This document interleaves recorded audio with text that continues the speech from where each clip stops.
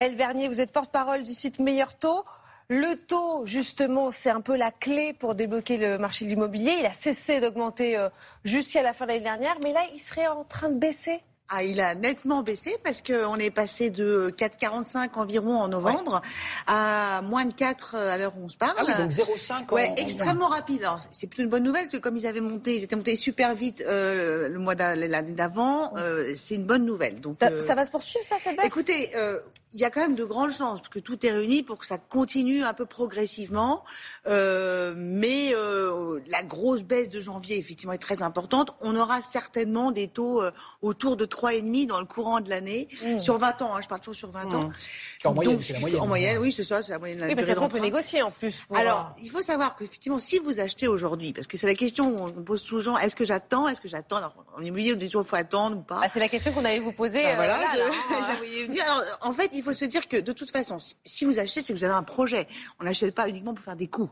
Donc, vous achetez un projet, il y a un enfant qui arrive, un divorce, un mariage, des choses, voilà. Et si vous achetez maintenant, au pire, vous négocierez votre taux. Parce que dites-vous qu'un taux en France, il est fixe. Donc, en fait, il peut plus monter. Mais en revanche, on peut très bien renégocier son taux. Et on a vu dans les années précédentes des gens qui renégociaient leur taux et qui gagnaient entre 20 et 25 000 euros quand on négocie un point plus bas, quoi. Justement, avec des taux qui baissent, vous nous confirmez que c'est une capacité d'emprunt qui augmente. Tout à fait. Alors, mathématiquement, si on prend par exemple un couple qui gagne 4 000 euros net, entre novembre, donc la période où les taux étaient les plus hauts, et aujourd'hui, c'est un couple qui a gagné près de 10 000 euros de capacité d'emprunt. Alors, ça paraît, évidemment, pour un Parisien, ça fait 1 mètre carré, donc ça fait pas... Alors, ce qu'on voit, c'est l'apport, là, pardon. Ce qu'on voit, c'est l'apport.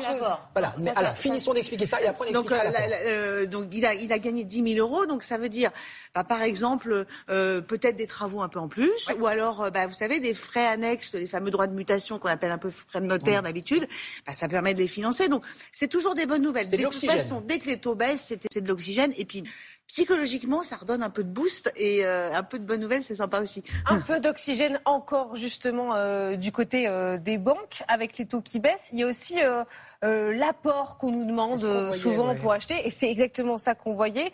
On nous demande d'avoir un peu moins d'apport, là ? Alors, les banques sont moins exigeantes ? En fait, c'est logique. Si les taux baissent, comme vous pouvez emprunter plus, vous allez apporter moins. L'année dernière, les Français ont effectivement apporté plus de 60 000 euros parce que, comme ils pouvaient emprunter moins, ils compensaient.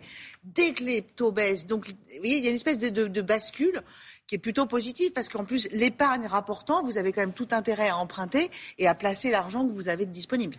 Alors, pour les Français qui auraient un tout petit peu d'argent de côté, qui voudraient, je ne sais pas, acheter un petit studio pour le louer, quel est l'état actuellement ? Quels sont les conseils à leur donner ? Il ne faut pas acheter dans n'importe quelle ville. Il faut faire attention à quoi, Maëlle ? Alors, effectivement, quand on achète, en tout cas, pour acheter un petit bien qu'on va mettre en locatif, qu'on va mettre en location, moi, je pense que les villes moyennes restent extrêmement intéressantes parce qu'elles sont quand même moins chères. Style, vous avez Rennes, qui est quand même une grande ville, mais en gros, cibler les étudiants. En gros, c'est les villes étudiantes. Voilà, c'est ça. Et puis, se dire quand même que moi, je trouve que c'est bien d'acheter dans une ville qu'on connaît.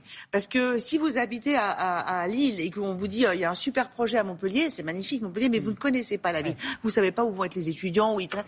Donc il faut aussi connaître un peu la ville parce que les sirènes un peu défiscalisantes, c'est sympa, mais dites-vous que vous achetez. En général, on fait ça pour compléter sa retraite, pour acheter, pour avoir des revenus locatifs quand on sera en retraite et que les revenus vont un peu baisser.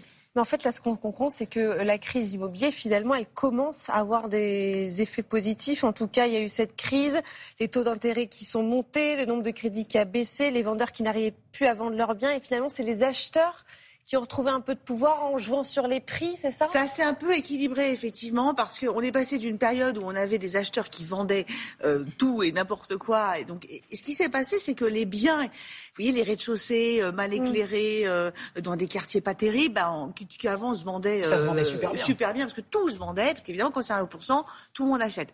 Ça s'est, vous voyez, il y a une espèce de régularisation. On est revenu à une situation plus normale. C'est plus normal. Et même les taux, si vous voyez, les taux à 3,5, c'est quelque chose de finalement assez classique. Avoir des taux à 1%, il y a une espèce d'anomalie. C'est lié à l'inflation. Pourquoi les taux ont monté ? Parce que l'inflation est repartie.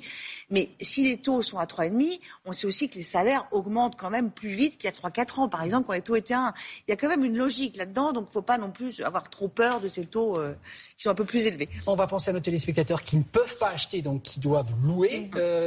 Quid du marché donc de la location ? Est-ce que l'assouplissement du DPE, vous allez nous expliquer ce que c'est, est-ce que ça va donner donner un peu plus d'appartements sur le marché. Oui, alors le DPE, c'est le diagnostic énergétique et en fait, effectivement, il y avait une loi, en tout cas, c'était prévu que les logements en G ne soient plus louables à partir du 1er janvier 2025. Donc, il y avait des propriétaires qui ne pouvaient plus leur louer leur appartement. Et puis surtout, quand vous êtes propriétaire, il faut quand même se dire que les travaux, ça coûte cher. Tous les propriétaires peuvent pas les faire. Quand vous êtes dans une copropriété, si les voisins qui sont pas bailleurs disent non, mais moi j'ai pas envie de voter ces travaux-là qui vont me coûter une fortune, vous pouvez pas les faire.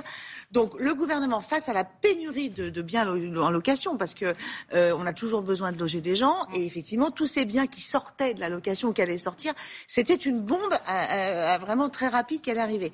Donc on va retarder un peu le DPE. Il ne s'agit pas non plus de garder que des passoires énergétiques, mais on va donner un peu plus de laps de temps et on va aussi peut-être regarder les petites surfaces qui étaient très mal notées.